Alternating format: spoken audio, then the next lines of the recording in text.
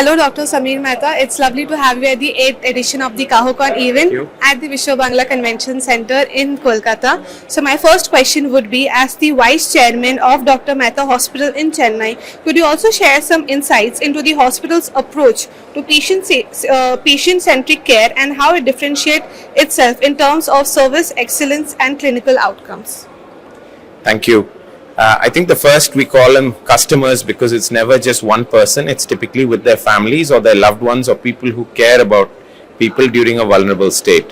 I think, look, for us at Dr. Mehta's, our perspective is simple. A customer comes to us fundamentally to have their life better tomorrow than it was yesterday, perhaps to have their life saved, or perhaps to celebrate a new beginning of a new lease of life. So the first day on planet Earth, as I call it, for the young one. I think for us, obviously it is basis of health that you've got to look after and deliver high quality healthcare, so it's at a standard where this is somebody who trusts you fundamentally. So how do you make sure we look after them and we safeguard their future, right? We've had over 1 million babies born at Dr. Mehta's. So in addition to perhaps populating a fair bit of the planet, or at least the South India part of the ecosystem, I think the reality is by ensuring that that person's warm introduction onto planet Earth is a great one. I think that's one. I think the second piece is we have customers across generations. So we have today 4 customers born that are 4 generations born at Dr. Mehta's. We have over 403 people who are born 3 generations at Dr. Mehta's. And then we have tens of thousands of 2 gens and ... For them, many of their family members have also had serious health issues, surgeries, very advanced surgeries. Maybe it's neuro, whether it's ortho, whether it's something to do with cancer, perhaps it's gastro. So there's a range of potentially different diverse things. If you can make sure that your clinicians, your clinical teams, because at the end of the day it's a clinical team that looks after and ensures an outcome. It's never just one doctor or one person, right? If you can make sure that they work well together, they talk to each other, and especially doctors, I think sometimes they're just very, very busy, right? You look at a very busy OPD, they have so many people outside their rooms and they barely have a life beyond.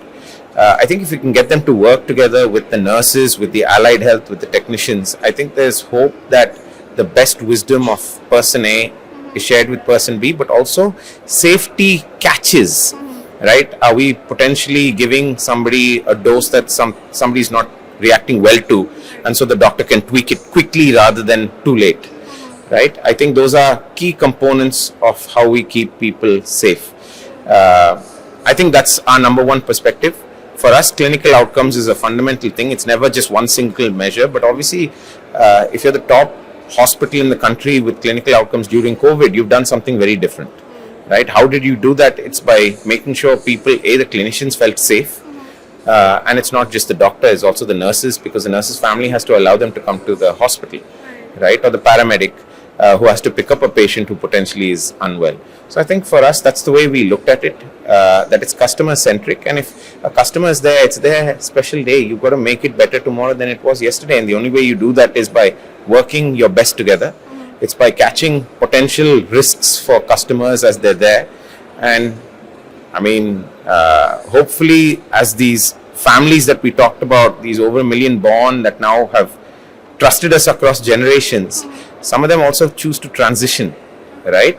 And if they still come to you for fresh birth after perhaps a loved one has transitioned, it means you have done something fundamentally different. And I have to thank the team and the many partners we work with, our suppliers and the customers' family, because they're the ones who they give you the space to do what we do best.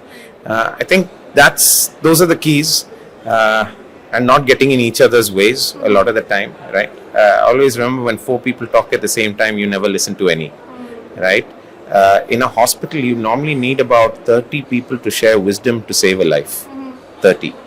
How do you coordinate that? It's like an orchestra, but it's an orchestra without a plan. It's an orchestra without a script, because every customer is different. Every customer is fundamentally unique and personal. So by mixing this brand of personalized medicine, this family touch, and we've grown with experience. When you had 2.5 million advanced surgeries, it means you've done something different and you've learned, so that the teams have worked, they've got familiar with each other, the patterns. When they bring somebody new into the ecosystem, it changes things. So build on their strengths. When you're learning a new procedure, go and learn from the best, but then figure out how to customize it and localize it, and then fundamentally personalize it, because every family and every customer situation is different. So I hope the one thing you get out of this is, I think we should stop calling them patients, because they're not very patient, right? They're customers, and I think if their tomorrow is better than their yesterday, that's what you solve. Okay.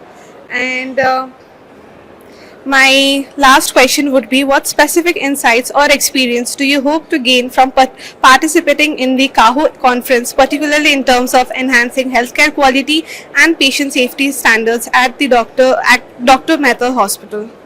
Thank you.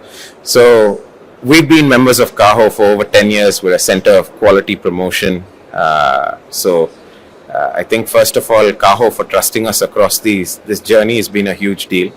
I think at least, so I have about 2,500 people who are part of our family at Dr. Mehta's, both full-time as well as our partners, whether it's the F&B or the security or outsource. I think everyone knows CAHO, right?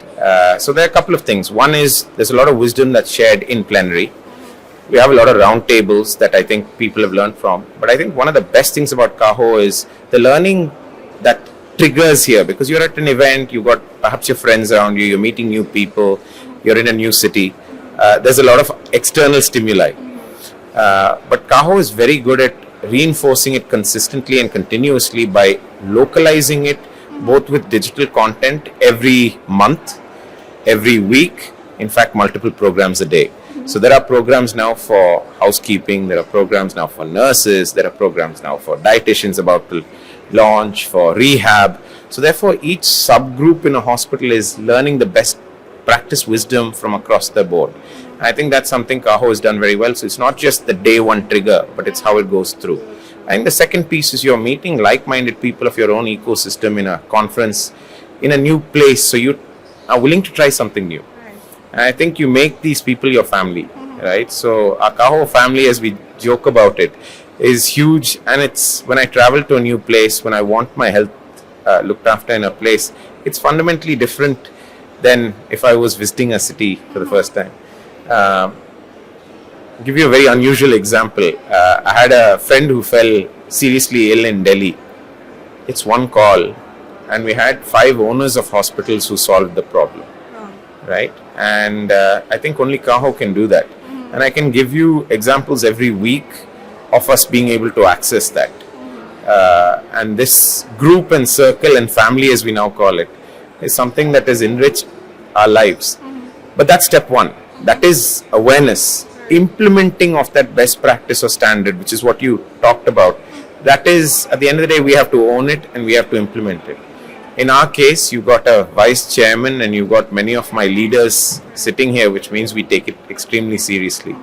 The joke in CAHO is we have a membership fee to join. We have admission fee to come. Normally for me, it's the hotel and the travel fee that's the biggest, because that's lakhs and lakhs, because for us, we send the teams. And therefore my teams get wiser company here.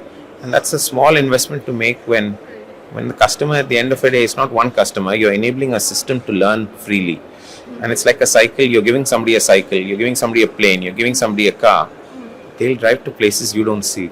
So I think that's the best piece of working with CAHO. We're a family.